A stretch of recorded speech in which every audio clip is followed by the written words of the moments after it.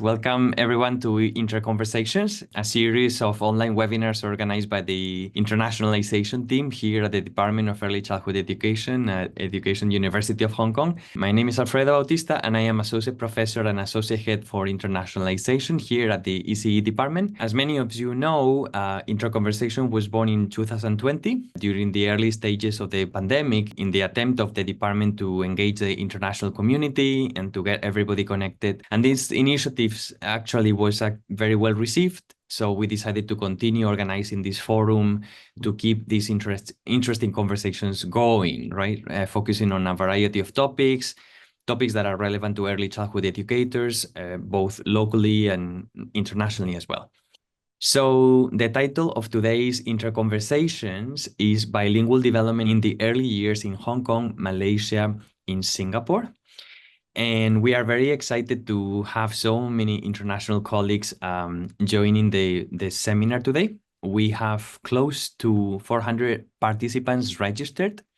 The majority of us here from Hong Kong, as you can see on the screen, also from mainland China, but also we have participants from other neighboring countries in Southeast Asia, of course in Singapore, Malaysia, Philippines, and we also have many participants from Europe, from the Americans, Australasia, and also even Africa this time, which is fantastic.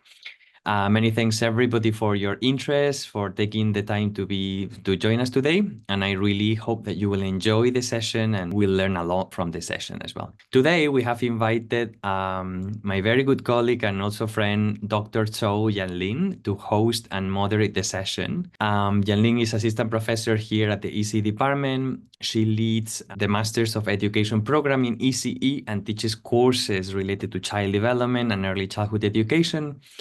Yanling has led multiple research and teaching projects focusing on language and literacy development. Her research interests include early language, literacy acquisition, Chinese and English as first and second languages, bilingualism, multilingualism, and dyslexia.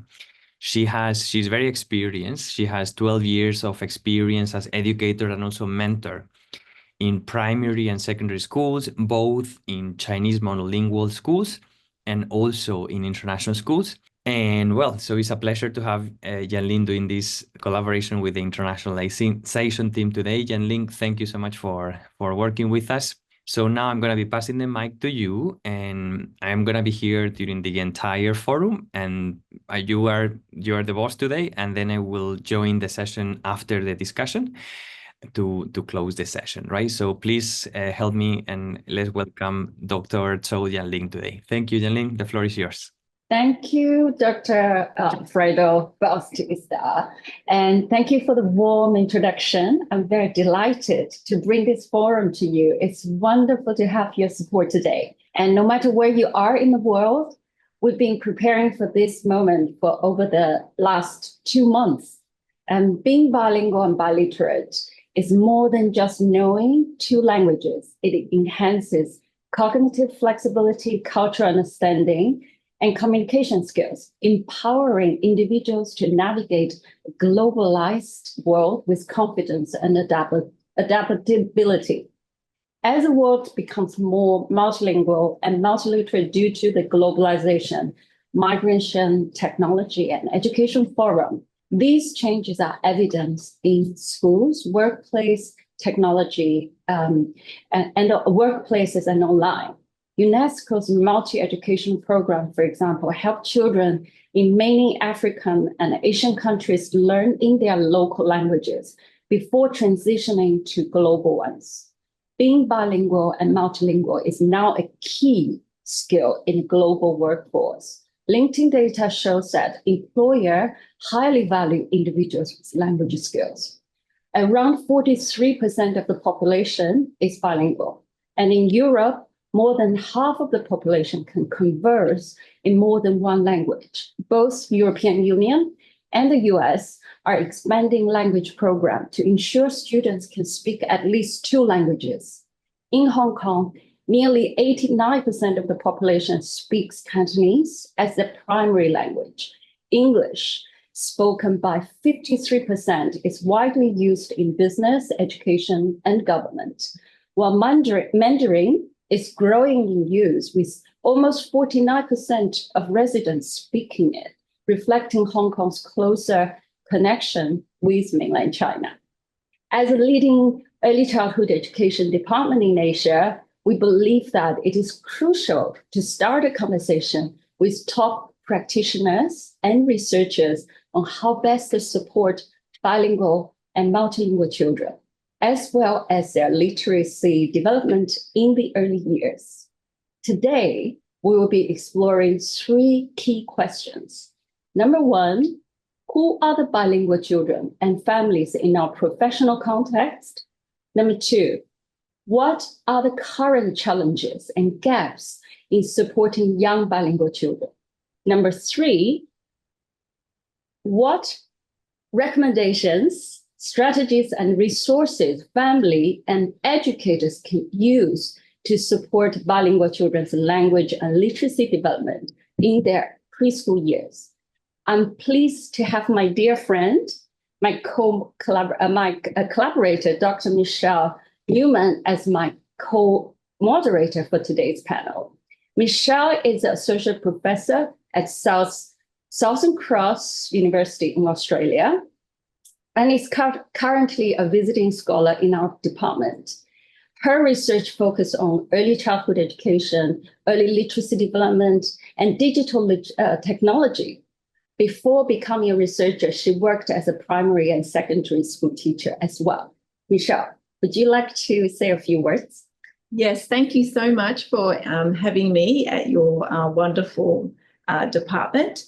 And it's been wonderful working with Yanling and doing did little bits of research projects over the past 10 days, not 10 years. And also consulting with students and staff here and making new collaborations. So it's been lovely, and visiting Chinese kindergartens and preschoolers, and also learning more and more about L1 and L2 students. I'm very looking forward to this session with everyone and to hearing from our amazing panelists that Yanling will now introduce. Thank you, Michelle. And now let me introduce our fine, wonderful panelists before diving into the 3 questions. We'll open the time to engage in audience's comments, reflections, and questions that come in later.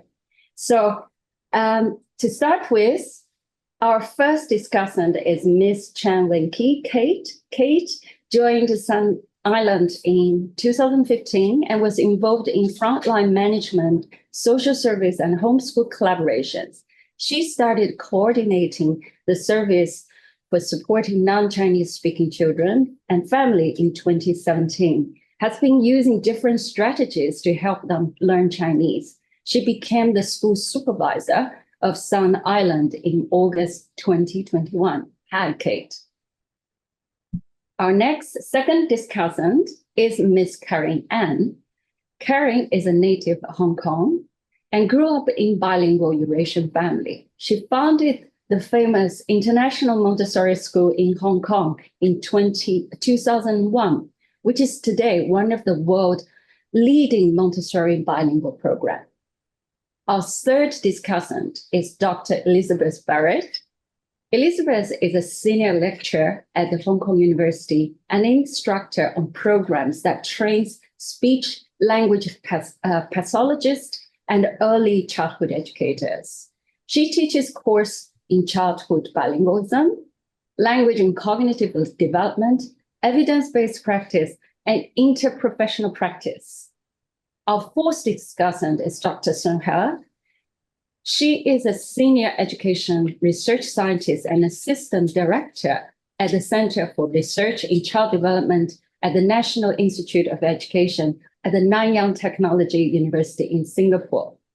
Her research interests are in child bilingualism and e-book reading, individual differences in early bilingualism, second and foreign language acquisition, and harmonious bilingual experience.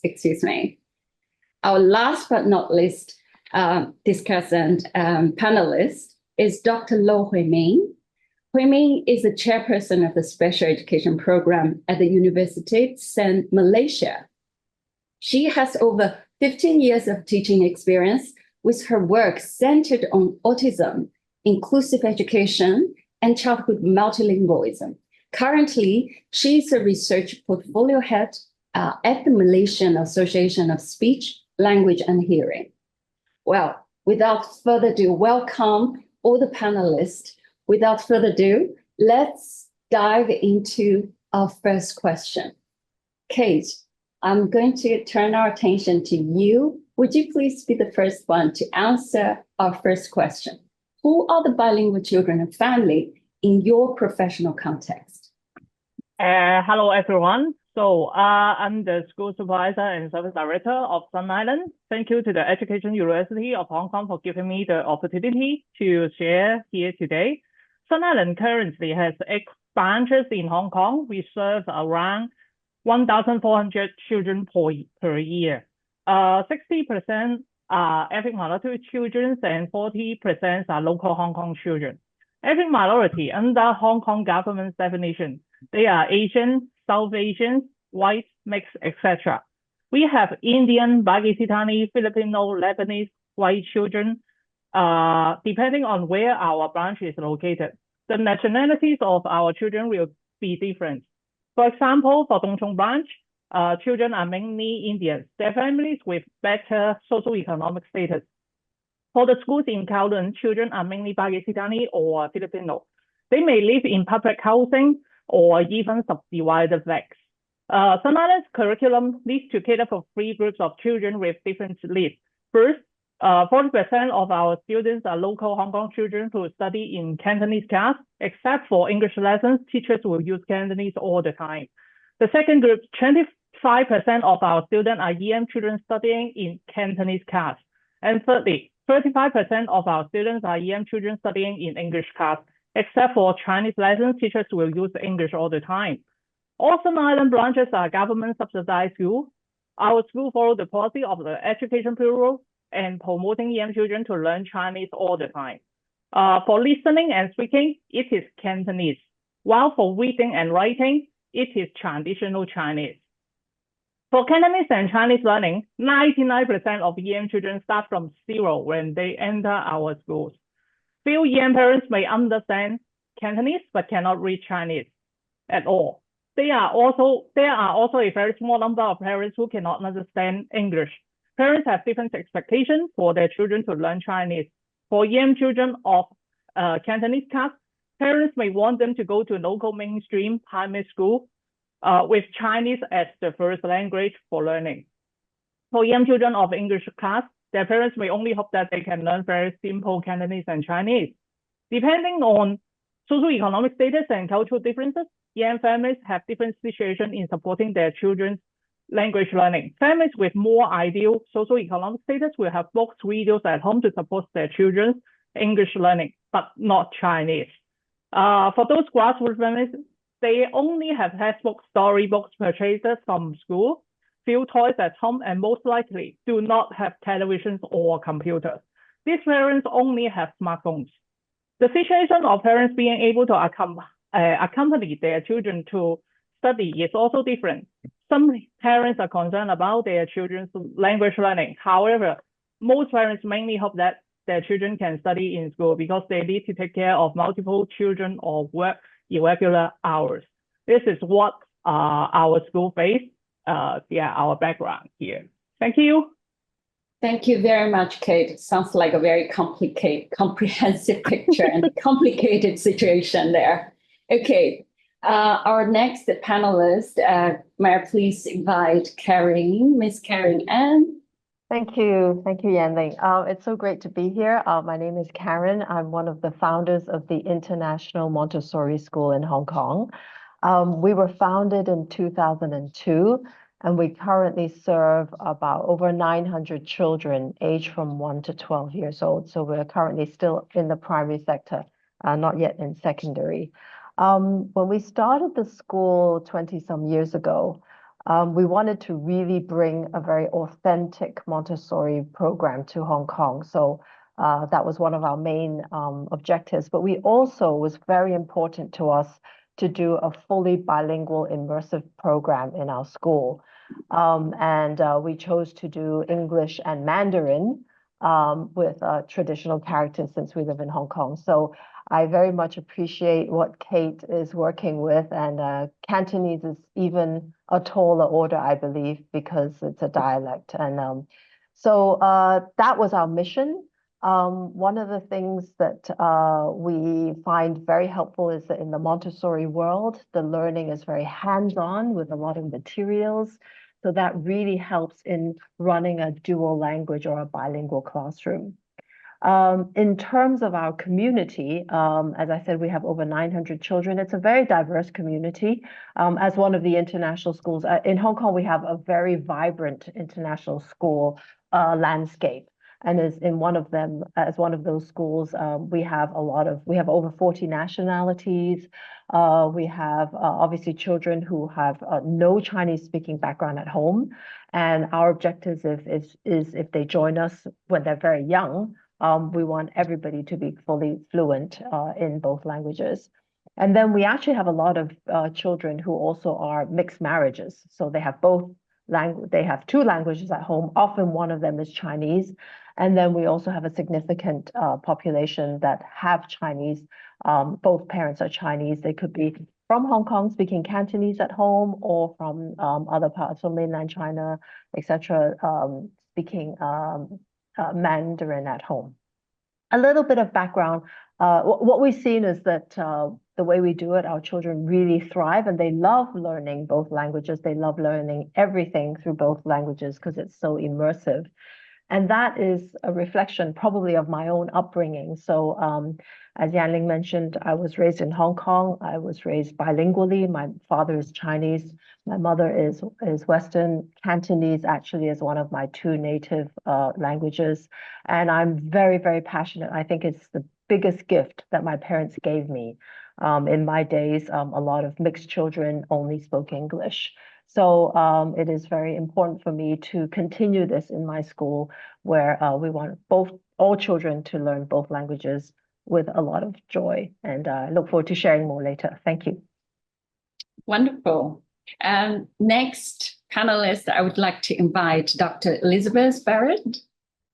Hi, thank you for inviting me. I'm very pleased to be here. And I also thank Kate and Karin for their introduction about the landscape of the children here in Hong Kong, because I don't have to share quite as much information. So I'm coming from a slightly different perspective as a researcher in bilingualism in young children.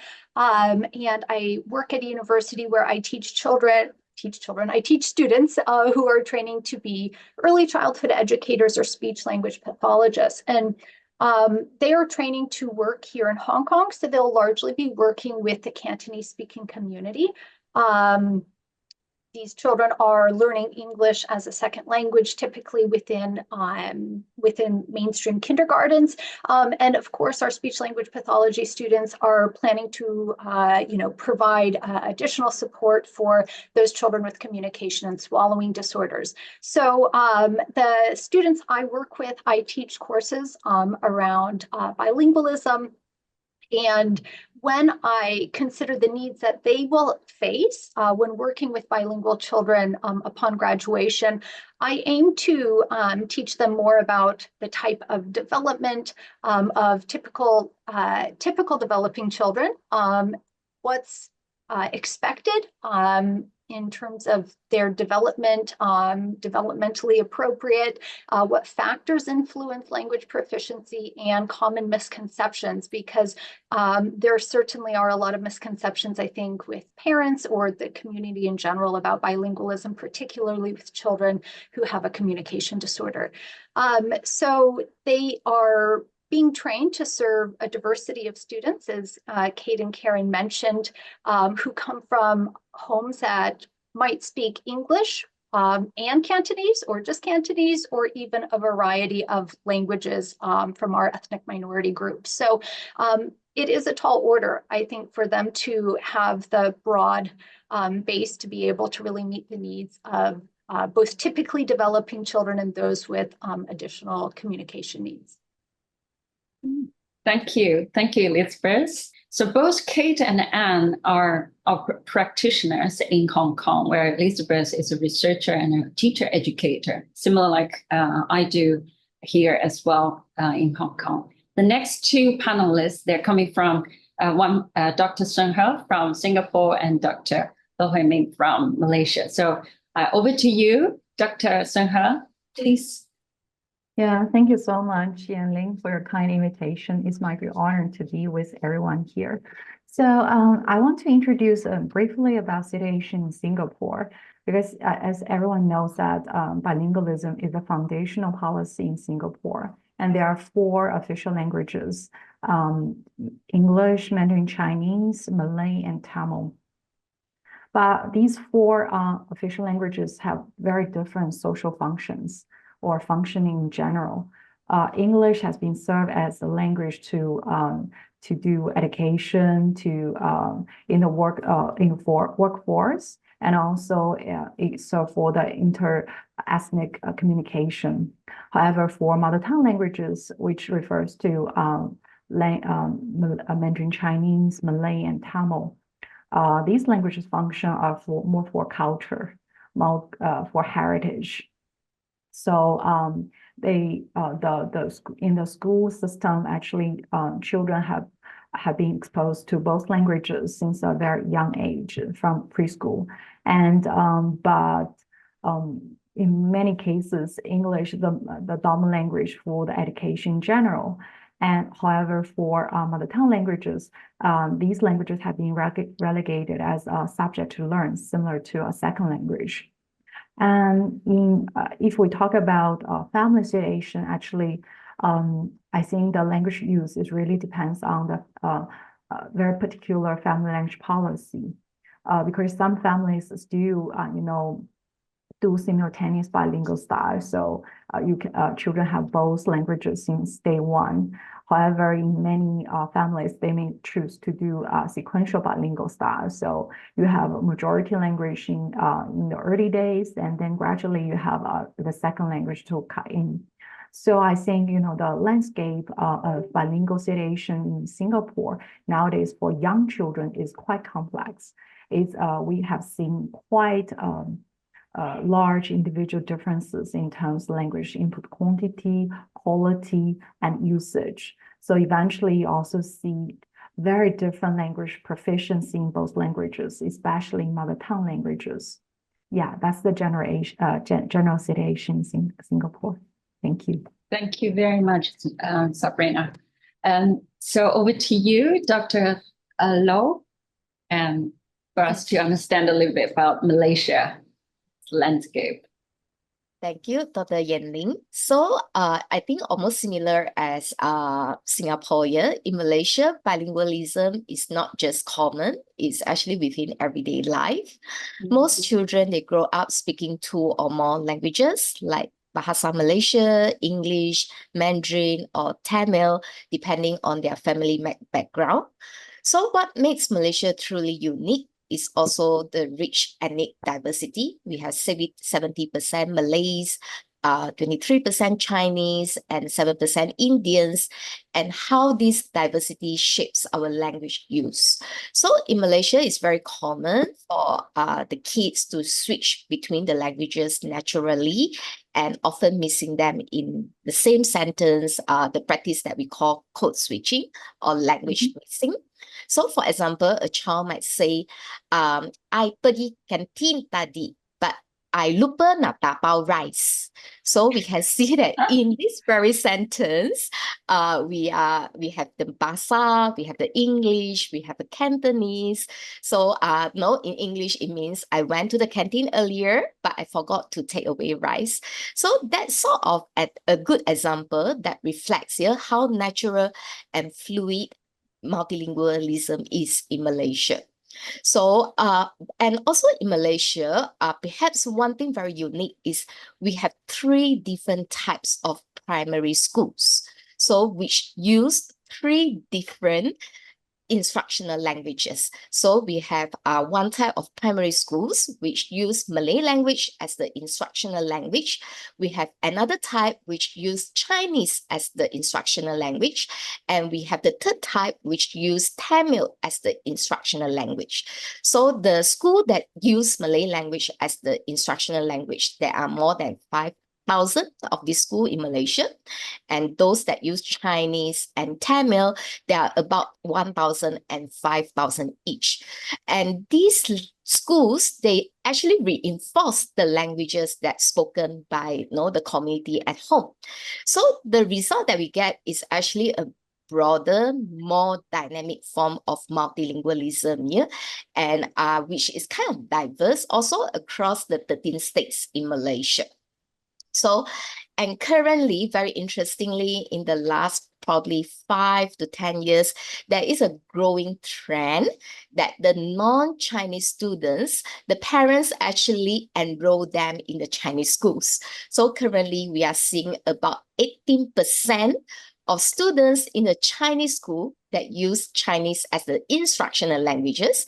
The 80% of the students are actually not from the Chinese heritage.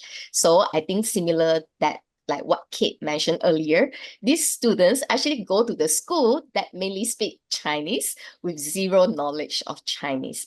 This is interesting, and it also adds to evolving trend of how multilingualism is actually transformed in Malaysia.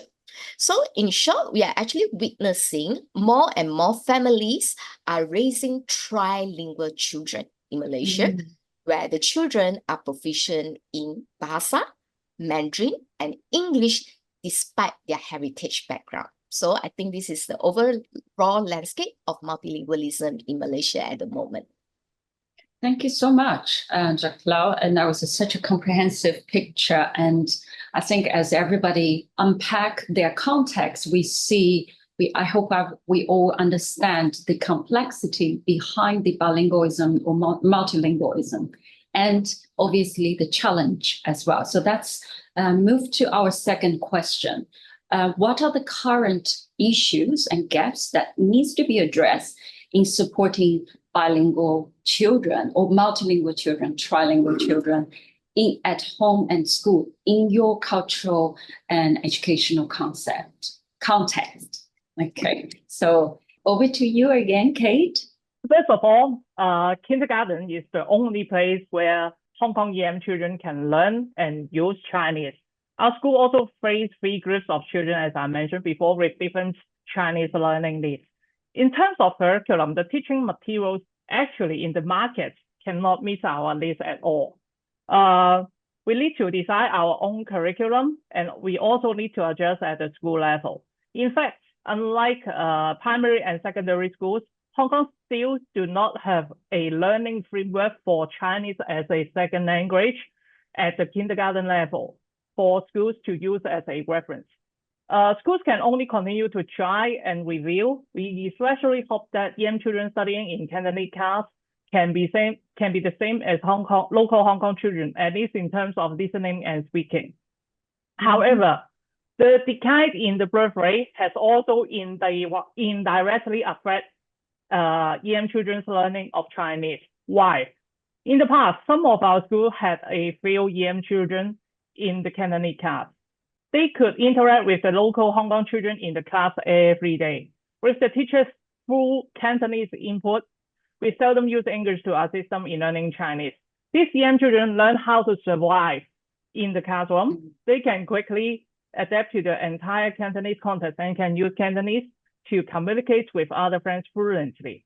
However, due to the rapid decline in the birth rate in Hong Kong, schools have faced an increasing proportion of EM children in recent years. In some classes, local children have become ethnic minorities. For some Cantonese class, the whole class is composed of EM children, and it is more challenging for teachers to create a context for learning and using Cantonese in the classroom than before, especially when we lack a group of local Hong Kong children and lose their scaffolding role.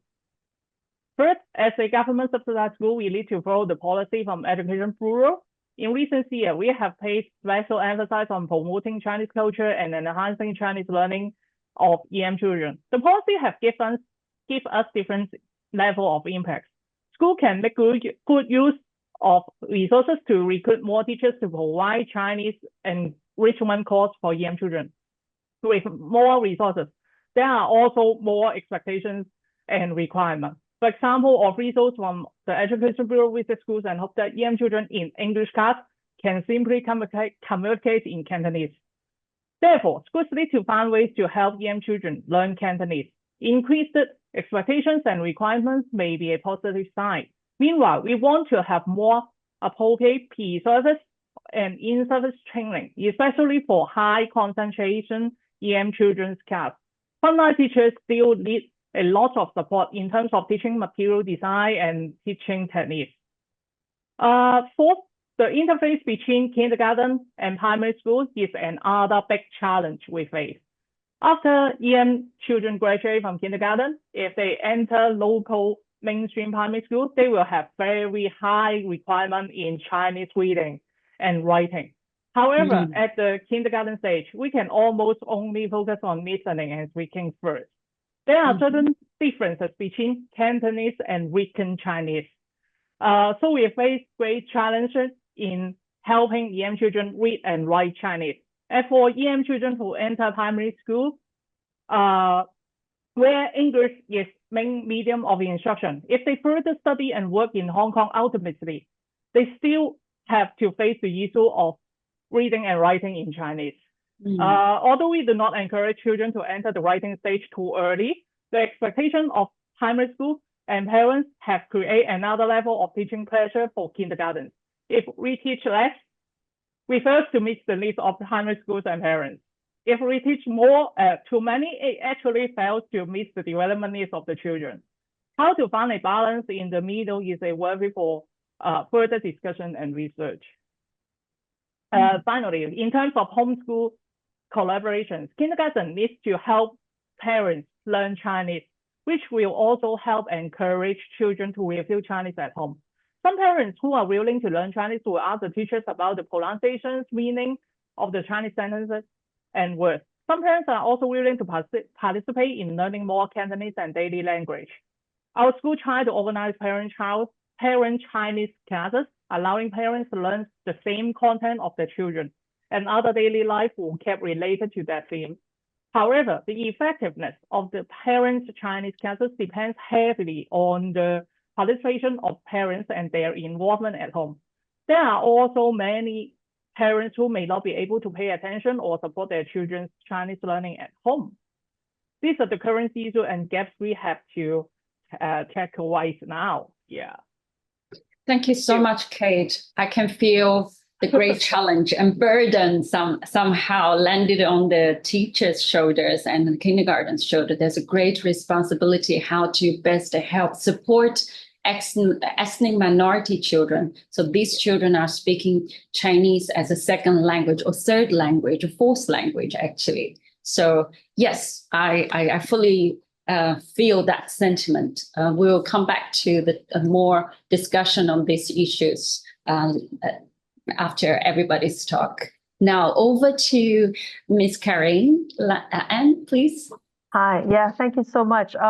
I think I echo a lot of what Kate's saying. Kate, you talked about, lack of materials or resources in terms of learning Chinese. And I think one of the big challenges we have is that, we all know that Chinese is one of the hardest languages to learn. I lived it, I went through it as well. So, I think we're very fortunate in where we are in the Montessori system, in that the way, I mentioned this a little bit, the way we learn is very hands-on and uses all the senses. And when we started the school, we thought it was the perfect way for us to engage children in a bilingual environment, using these materials to learn everything through English and Chinese at the same time.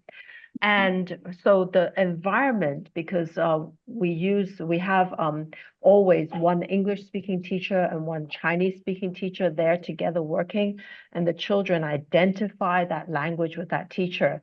So, the bilingual just becomes a fact of life. It becomes how you learn in our school. It becomes not subjects. Chinese is not a subject. Rather, it's a way to learn everything.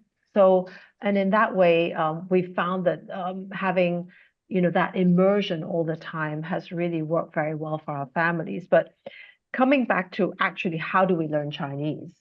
That is one of the gaps. That's one of the challenges, because Chinese takes a lot of practice, a lot of toil, a lot of memorization. And when we started our school, we thought, at that time, Montessori is based on a lot of materials, but they didn't really have a Chinese set of materials. And what we did was we took how we learn in the other languages, in English, say, and we thought, how do we apply this to Chinese? So I do have a couple of slides I thought might be interesting for everybody. So, for example, I mentioned in Montessori, we learn through all the senses, one of them being touch.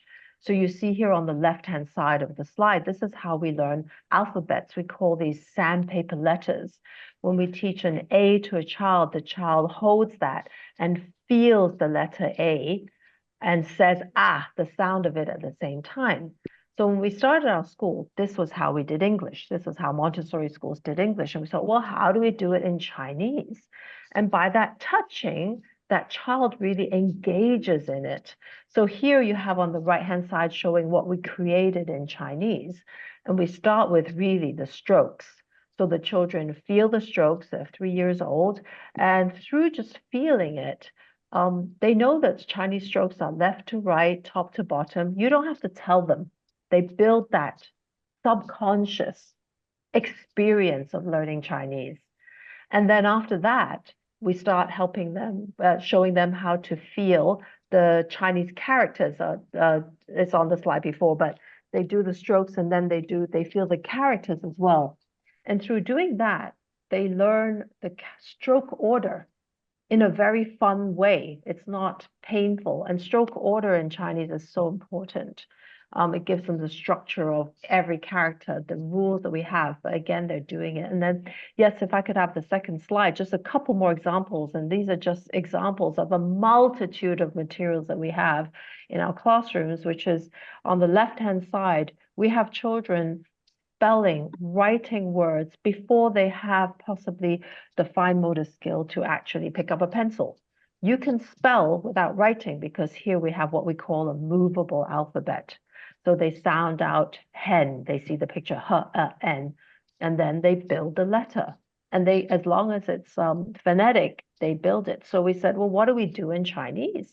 So again, a lot of children, when they're young, they see the characters, they remember them, they're a picture for them.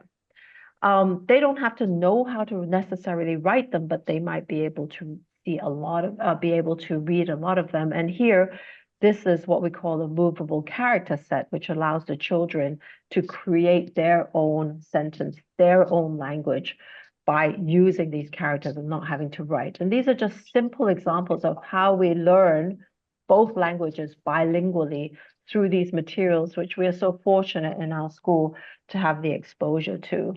And part, of course, surrounding all this has to be the teachers who are creating the living language in the classroom, right? They have to be speaking it because the children need to have the vocabulary, they need to use it. And so we always have each teacher speaking their own language exclusively. And the child has that relationship. They are using it as in Chinese with their Chinese teacher. That's their relationship. The relevance of it is so important, and the consistency between the two adults. So that's very quickly how we see the gap and what we're doing to fill some of it. Thank you so much. Okay. Thank you, Karin. For people who are not very familiar with a Montessori approach, so this is approach or the early year curriculum. This is approach developed by Dr. Maria Montessori from Italy about 100 years ago. So that has been expanded all over the world, and Hong Kong. In Hong Kong as well, there's quite a few Montessori schools adopting this kind of approach. And it's great that they're engaged and they have they're focused on the child-centered approach.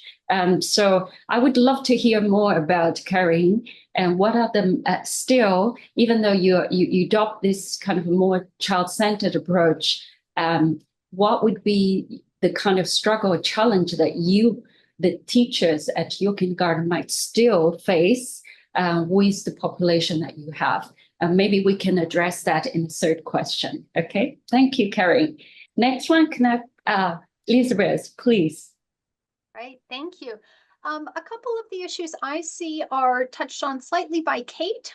One of them being that there is a wide expectation among parents in terms of what they have in mind for their children's language proficiency in both or all, multiple languages they may speak, but also their educational pathway. We know that Hong Kong is quite a competitive society, and there is really emphasis for parents to think about what their long-term educational goals are for their young children. And so when they're making decisions around kindergarten, they're also already planning where they want their children to go to primary school and secondary school and university. And so if we take that back to early childhood, I feel that this actually starts to perhaps emphasize the need, or at least the expectation that parents might have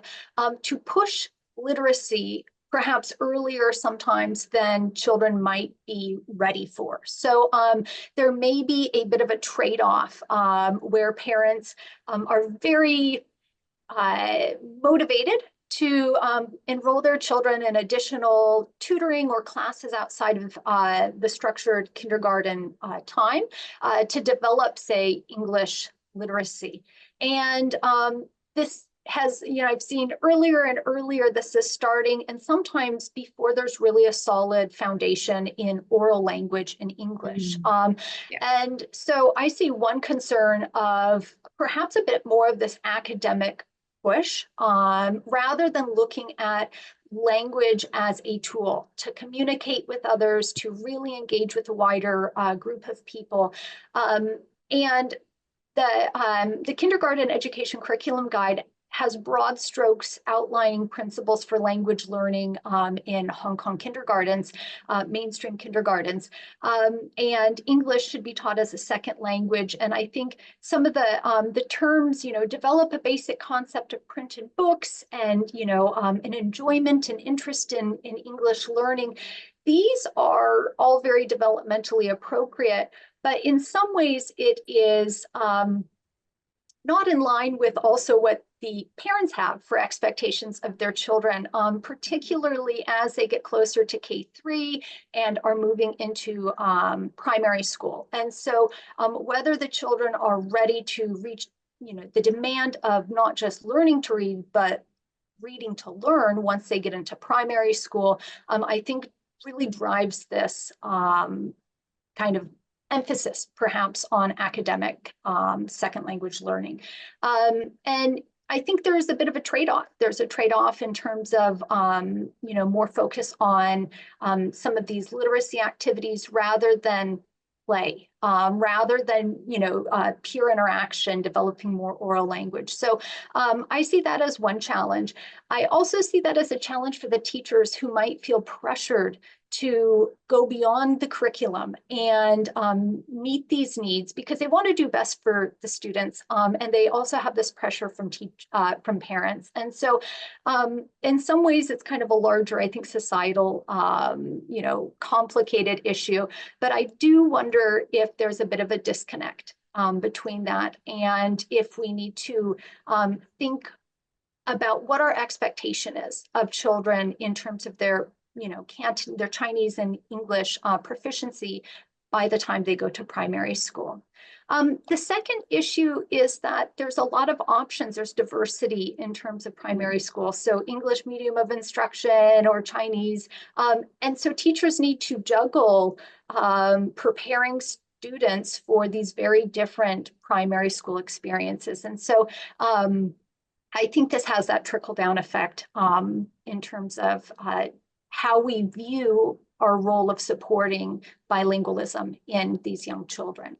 The final issue I wanted to mention relates a little more to the communication disorder side, but As we have a growing group of children coming from culturally and linguistically diverse backgrounds within our mainstream schools, some teachers have told me, kindergarten teachers have told me that they sometimes feel they might be a little slow to refer EM children for referral to, maybe a speech language pathologist, because they're not quite sure if these children might have a communication disorder or if they're just struggling to learn the language in the school. And this has to do with, maybe a lack of communication or inability to communicate well with the parents of those children to know what their home language ability is like.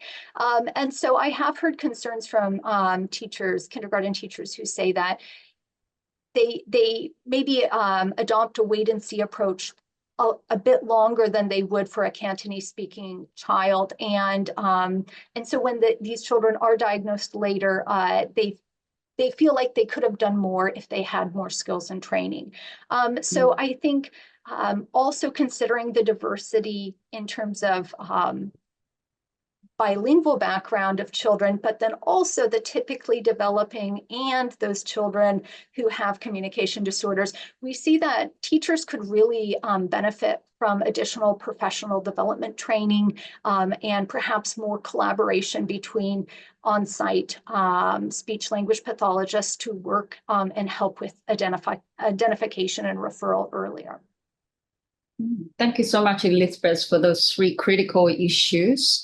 Regarding particularly the alignment with oral language development versus literacy development and teacher parents' expectation of that. So yeah, thank you very much. And next one, could we have Dr. Zhou? Yeah, thanks.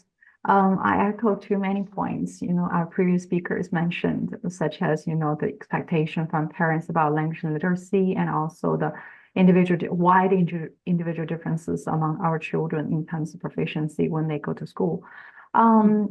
In Singapore, I prepare one slide to show the situation of children's dual language input at home. And here is a paper I published in 2018 together with my colleagues using a large sample in Singapore from SKIP project. So in this particular study, we have employed 805 K1 children's data, so at the age of 4 to 5. And you can see that here I compare children's English and mother tongue languages in terms of language input, in terms of children's language usage, in terms of whole media input for kids, and also child reading titles. And you can see regardless which language pairs you are looking at and what aspect of input-output, dimension. English is just significantly more than mother tongue languages in all aspects. So it really highlighted the issue, now we really have a predominant language usage, not only in the society, in the community, but also at home. And we also have some government census prove the point. And what I want to address is, language input and output plays a critical role in children's early language development. So without kind of a very solid language usage in the home setting, actually you can see children's language proficiency will definitely be affected. Therefore, in Singapore, the number one issue I think lies in bilingualism is the imbalance of proficiency and imbalance bilingual environment for mother tongue language. And what we want to do right now is trying to really increase children's quantity and quality of language input for mother tongue languages. So this is the case for home environment. And I want to extend the point a little bit about this, parental expectation about language and literacy. I also noticed that in Singapore that even though many children probably they didn't fully grasp their mother tongue proficiency in oral skills, their parents start to expect them to read and write in these languages. I feel, besides training our teachers, we also need to train our parents to let them realize the developmental stages of children's, language development in general. This is very crucial because as long as we can show them and convince them, without a very solid language skill or skills, it will be very hard to achieve this, character writing, whatever skills you expect your kids to have. Then I think they probably will pay more attention to this language proficiency environment, environment at home. Two critical issues for us in the home setting is, from these figures, you can see, our kids, our parents reluctant to use mother tongue languages, probably because they don't have a good attitude towards bilingualism. This is not always the case. Quite some time, according to my survey and many of my colleagues' investigation, parents in Singapore actually have a very, very good attitude towards bilingualism. However, they still couldn't do this properly, due to many different reasons. One big reason is because young parents, this generation themselves have been cultivated in English education. So they use English for their own education, in their own workplace. Therefore, their mother tongue language proficiency actually is decreasing. Sometimes, a lot of cases, our parents are not very confident to use mother tongue language with our kids. That's why, even though they have very, very good wish to their kids, they still, reluctant to speak or to read with their children in the home setting mother tongue languages. And talked about school. So now I want to change your attention to the school issues. I think this point has been mentioned by the previous speakers, which is, our teachers really are facing very different students in terms of their mother tongue proficiency. So some can only know a few mother tongue words, and some can speak quite fluently in this language when they enter preschool. So that gives us, our teacher, a huge challenge, because they are trying to really personalize their teaching approaches to cater for different children's needs. However, you just have one teacher, one mother tongue teacher, with facing so many different students. So how to use the time to meet everyone's need is a very important thing. And recently, I just got a new data from a large, cross-sectional study. We investigate 478 children's language learning in different domains, and also we collect data from their teachers, including mother tongue teachers. And in one question, I asked, how often do you feel, your children in your mother tongue class feel difficult to understand what you're talking?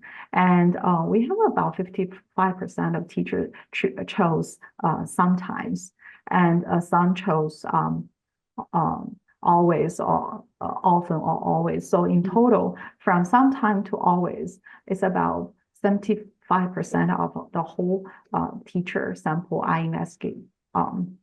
So actually, our teachers do face this kind of critical issues. If you can't ensure that your students totally understand what you're talking about, how can you ensure they are learning something from you in the class? So I also asked them what kind of strategies are you using. They mentioned quite a few bilingual approaches. Some strategies similar to the pedagogical translanguaging approaches. So I think these are some critical issues we're facing at home and at school. The very last point I want to mention is about children, because I also noticed many young children in Singapore, they also have very low motivation to learn mother tongue languages. This is very critical because they don't think to learn, to master this language is a cool thing. They feel, I should have a very good English proficiency. I can hang out with my friends. I can understand cartoon. But for mother tongue languages, due to many different reasons, they feel quite difficult. For example, Chinese characters. Our kids feel it's very difficult to learn, as the principal mentioned. And also, I take reading as example. because at the age of 4, 5, 6, they can read quite complex, books, quite intriguing books in English if the English is a dominant language. However, when they read in their weaker language, they will retreat back to some, very simple picture book with one sentence below, and they feel this type of reading is very boring. So what I want to say is, children-wise, it's a critical issue for us to think about how to motivate them better and how to make them love all the activities we design in their weaker language. Yeah, thank you. Thank you so much, Dr. He. I think a lot, and thank you for showing your research finding that your results, the correlation between the language input, output exposure, and use. That was really echoing to some of my research finding as well, in terms of how actually how much you receive, you receive in your environment, and that's correlated with your language production as well. And so that's something we're going to discuss. I hope to touch upon in our discussion session and to follow up. And before that, Dr. Low, over to you. All right, thank you, Yanling. So at this point, I'm actually rather surprised, despite that the linguistic context in like Hong Kong, Singapore, and Malaysia, there are differences. But now at this point, I can feel that the common challenges are rather similar. There are more similarity in the challenges that we face rather than differences. So the 3 points that I actually prepared for of my part somehow already been mentioned. So maybe I can just take this opportunity to make a conclusion. What I can see, there are 3 main points here when we talk about the issues and the gaps here. One is the mismatch between home language and the school language. So for example, in Malaysia, many Malaysian children, even though they are still speaking their mother tongue at home, but once they start school, they are often required to learn an entire different languages, such as either the Bahasa, the Mandarin, or English. And there are also some situations, like in Singapore, where they actually grow up speaking English at home, but the mother or the father feel that it's important for them to have good Mandarin proficiency and decided that they should go to the Chinese schools where Mandarin is the dominant language of instruction. So, but when they go to school, they often do not get probably the support that they need to pick up the other languages, and end up they will struggle to keep up, and combined with the fact that in schools in Malaysia, the schools are teaching multiple languages. So other than the main instructional language, very often the children also learn English and another language. So I think this adds to the challenge here on how the children could develop balanced proficiency in all languages. And if we come to the school context, I think that is the second point that I want to sort of like conclude from this round of discussion is the lack of multilingual resources. So I think this we also see in Malaysia. Many schools are using materials that only focus on one primary instructional language. So for example, the Chinese school, most of the literacy materials in the school library will be the Mandarin. And if it's a Malay language school, and then most of the resources or the literacy materials will be in that particular instructional language, and leaving the kids to navigate themselves the other languages without probably enough support. So what we are seeing in Malaysia, that even though multilingualism is the norm, we are seeing a very huge diversity of proficiency. So there are a very segmented group of people with different proficiencies. Some are English dominant, some are Malay dominant, while some are Mandarin dominant. So while the third point is, I think, as what Dr. Sun Hee has mentioned, is the loss of their heritage language. So similarly in Malaysia, we are seeing the decline of Chinese dialects, such as Hokkien and Cantonese when more and more families, they shift towards using Mandarin because of education of or because of mixed marriages. And then the children actually lost out the opportunity to learn their Chinese heritage languages. So I think what I can see now is these are the common challenges that we are facing. So in Malaysia, we are also facing these challenges, like what happened and what we are seeing in Singapore and Hong Kong. Yeah, the mismatch of home and school languages, the lack of true multilingual resources, and also the loss of dialects. Thank you so much, Dr. Lau. And I think that you summarized so well that we actually, even though we are in a different cultural context and educational context, we still face similar issues in terms of the language education, bilingually and multilingually.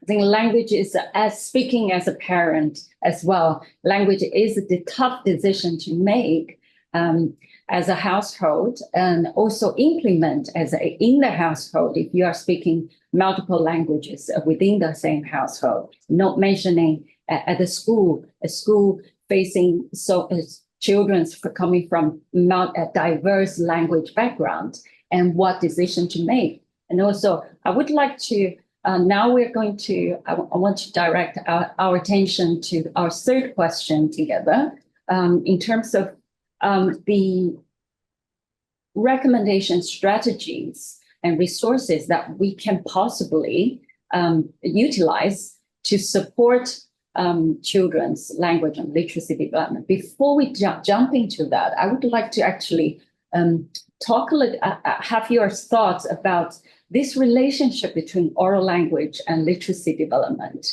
I think there is this misconceptualization from what I gathered from your talk, that doesn't matter parents or teaching or curriculum itself, and seems to address this oral language, the relationship between oral language and literacy in a different manner and ways, and also approaches. So please feel free to speak up or interrupt each other.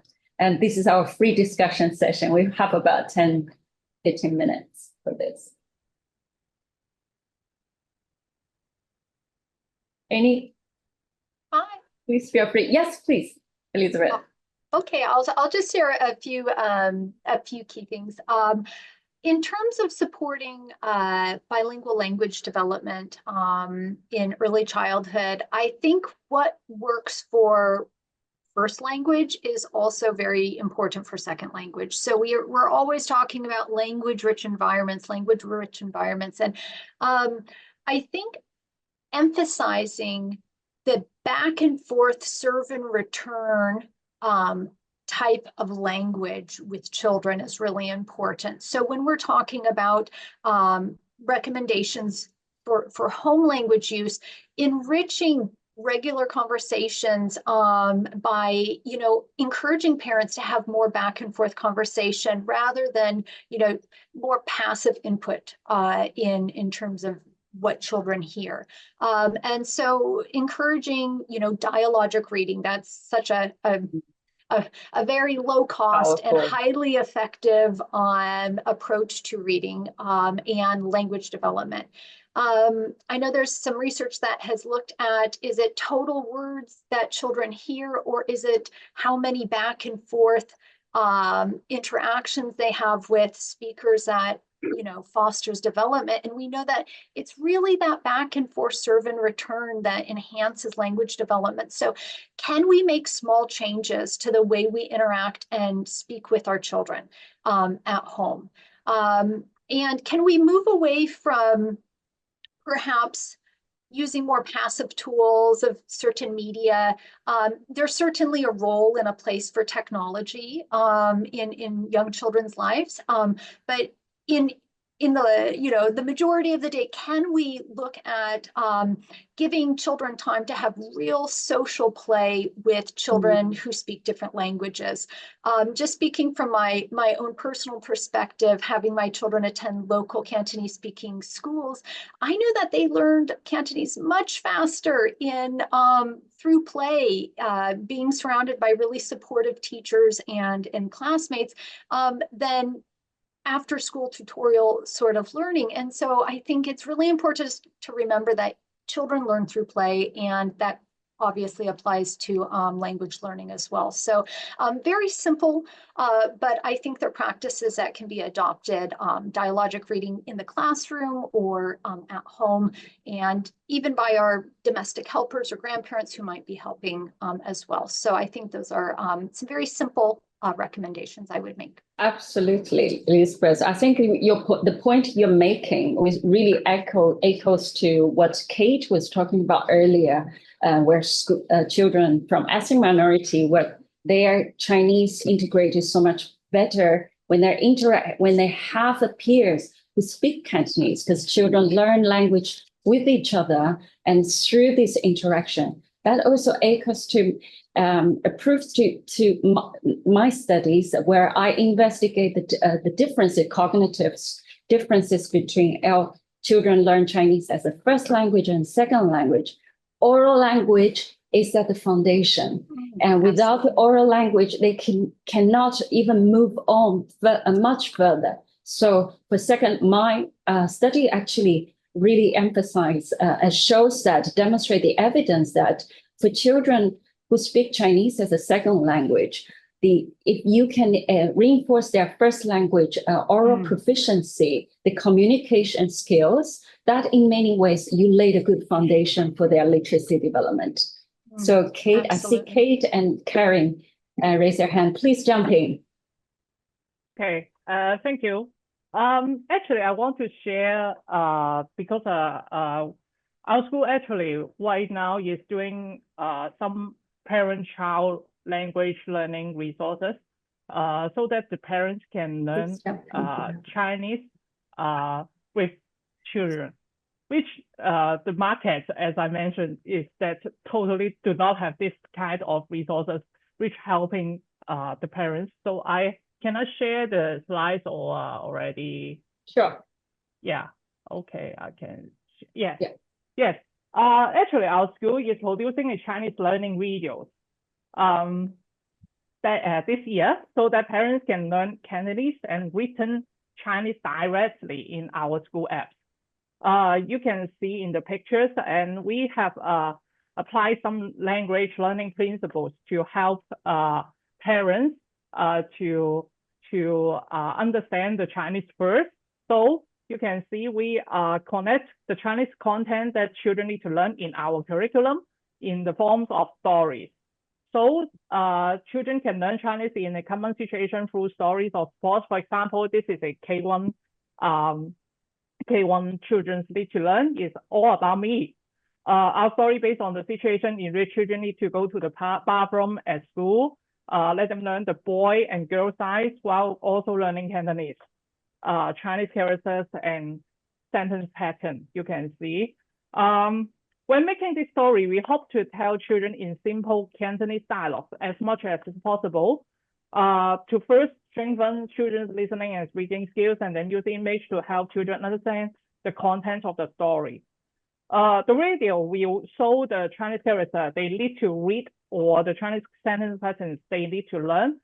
We have this video, actually, we serve different objectives.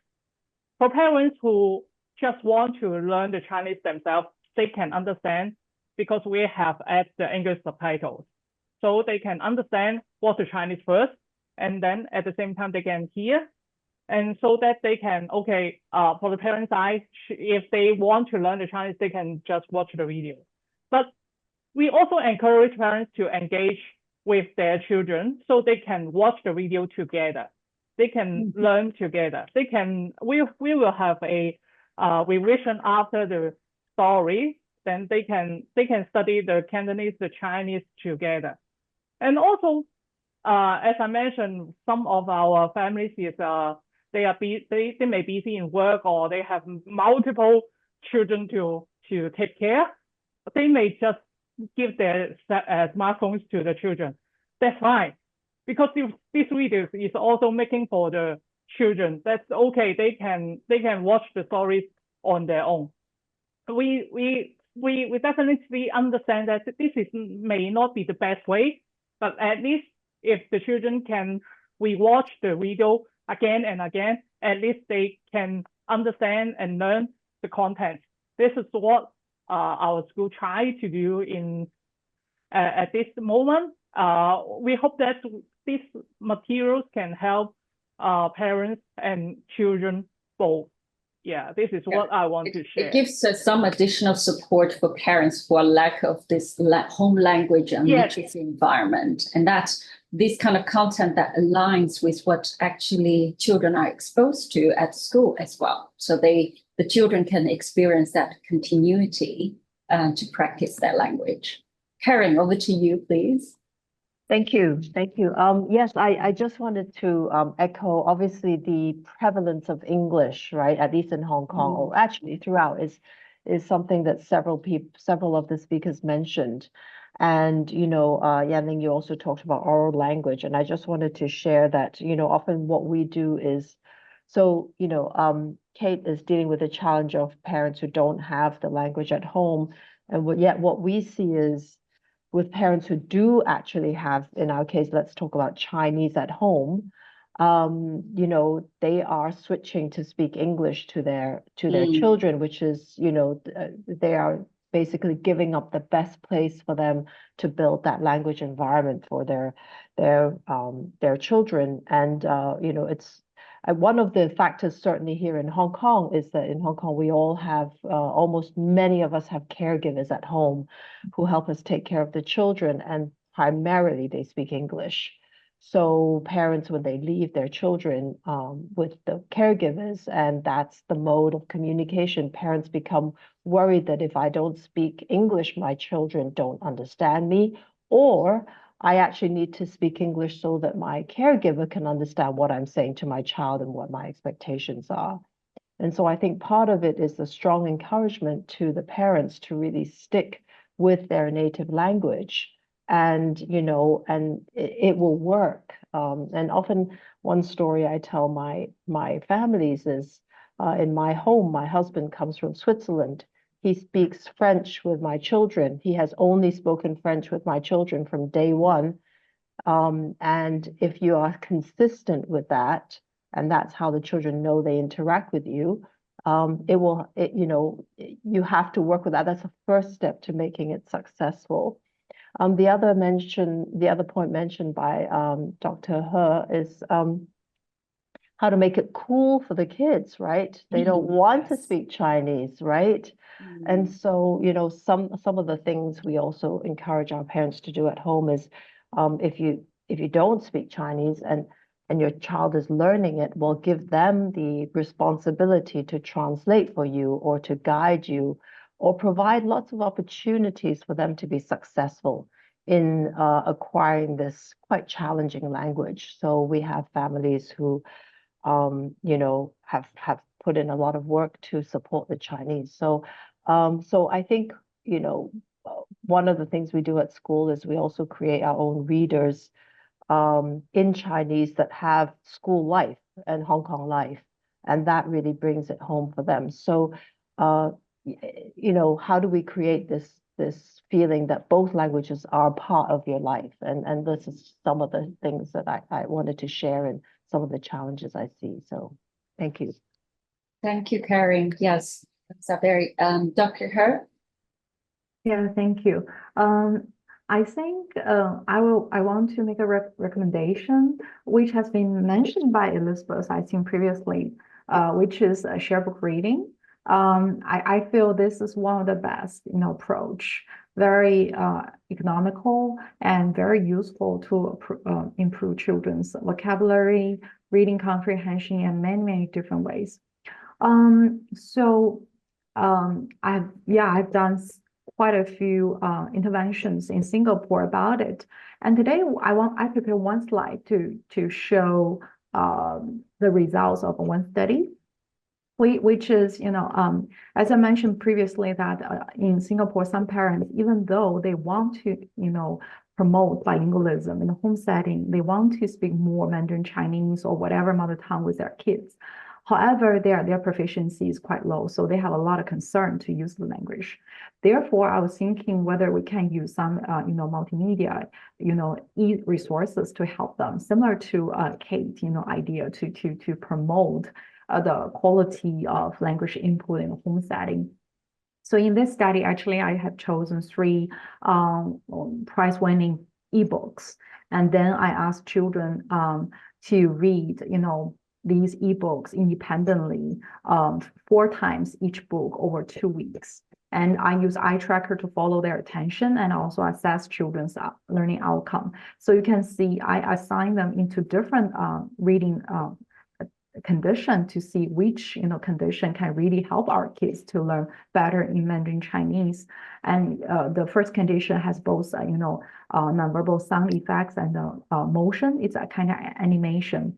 And the second condition, it only has sound effects. For example, if they mention bird, you can hear bird sound or something, but it doesn't have animation. In the third condition, it just have neither sound effect nor motion, similar to a static book, paper book we're reading. And last condition, children play math games.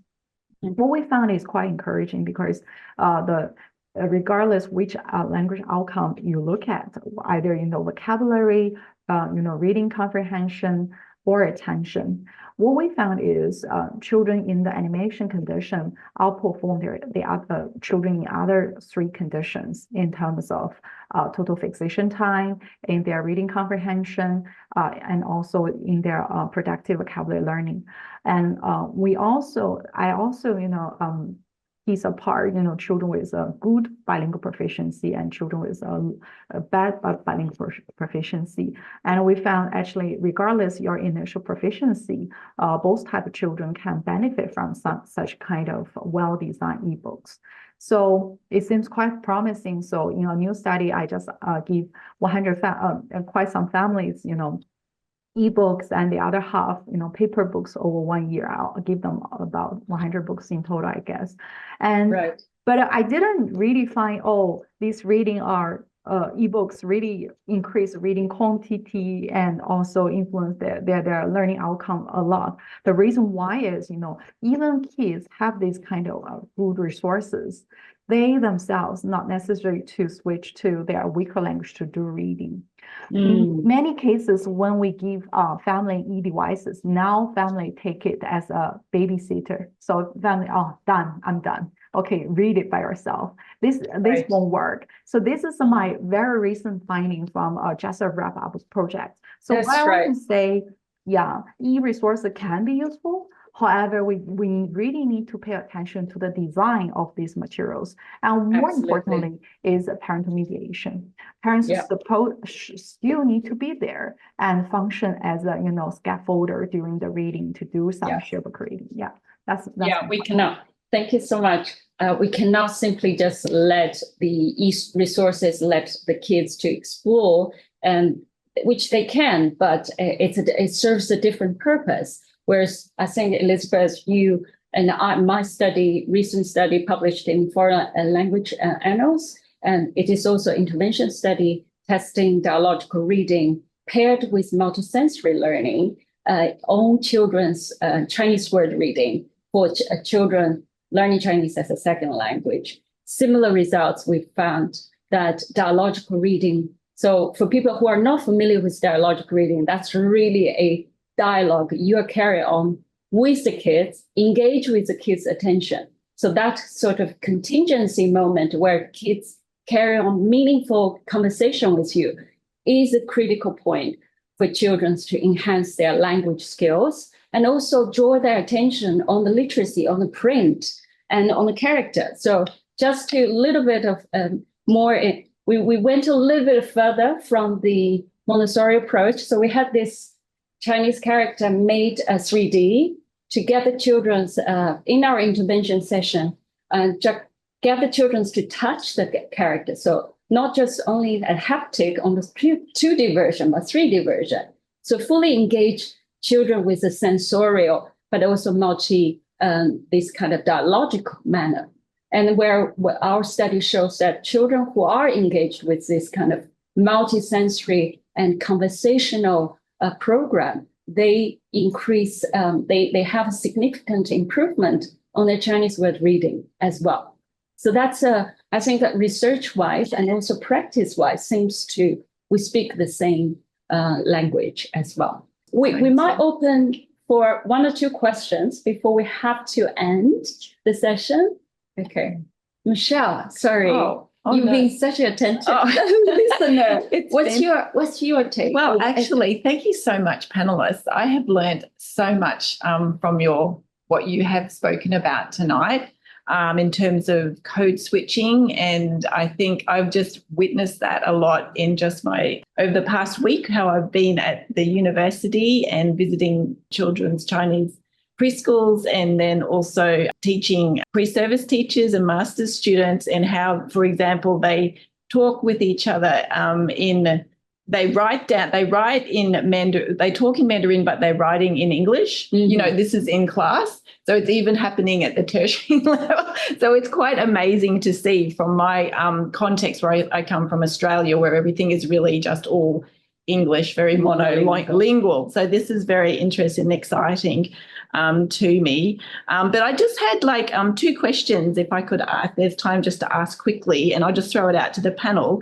The first one is, how do you monitor and evaluate children's bi or tri language growth? This is very young children in the preschool development, so that you have a better understanding of what they need and how to support them as individual and personalised, and individual learners using a personalised approach in, say, the preschool classroom. So just if anyone wants to fill me on how and what kind of evaluation or monitoring processes that you use, because when we evaluate children's learning, then we're able to better understand what their needs are and how to plan and make those decisions for learning. So just throw that out to the panel to see if they've got anything from their perspectives and context that they can contribute. Excellent question.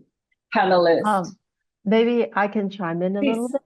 Yes. So in what we do, the way I've mentioned several times, we learn through materials, and actually with the use of each material, we actually have a formative assessment, and the teacher follows that. So there is actually a objective or an endpoint of each material, be it math or language or anything. So even for English and Chinese, we also have that. And then we have, everything is all very sequenced in terms of how the child builds upon each step of learning the language. So in the classroom, our teachers are observing the children.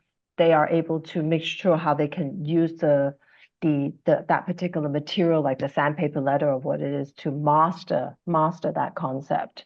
And then they move on to the next one. And so it's sort of, actually in our environment, it's pretty prescriptive.